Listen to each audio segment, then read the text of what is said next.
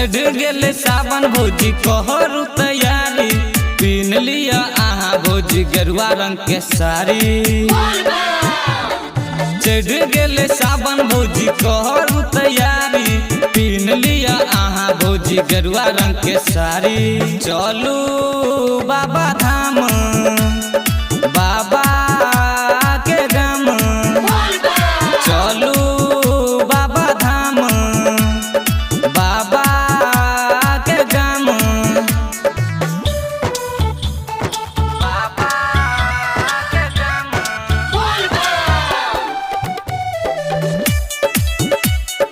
बाबा के गाम। सुल्तानगंज में कामर सजेबै, गंगा में भरबै जलिए, बोलबम नारा लगेबै, चलते जेबै पैदलिए। सुल्तानगंज में कामर सजेबै, गंगा में भरबै जलिए, बोलबम नारा लगेबै, चलते जेबै पैदलिए। गेरुआ रंग के कपड़ा पहन के बम सब नचै छै, डीजे पर बोलबम के गाना बजै छै, गाजा पी के भांग पी के धुआं फूकै छै। देवघर वाली भौजी सबसे आगा आगा जाइ छै।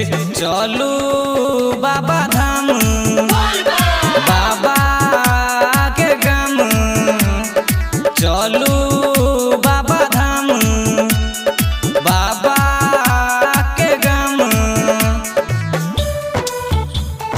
बाबा के गाम,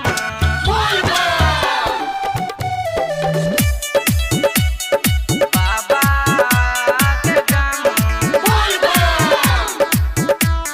लाल पीला कपड़ा में जाय छै कामरिया, बाबा पे ढारतै जलिए। सावन में बाबा के जे कोई पूजै छै, ओकरा दै छै फलिए। लाल पीला कपड़ा में जाय छै कामरिया, बाबा पे ढारतै जलिए। सावन में बाबा के जे कोई पूजै छै, ओकरा दै छै फलिए। के सब जाके पहले भौजी जल चढ़ेतै, मन के आस जाके बाबा सब बतेतै। सावरिया के म्यूजिक पे कम रही लेबै, जाके पहले मन बाबा बैजू पर लगेबै। चलू बाबा धाम बाबा के गाम, चलू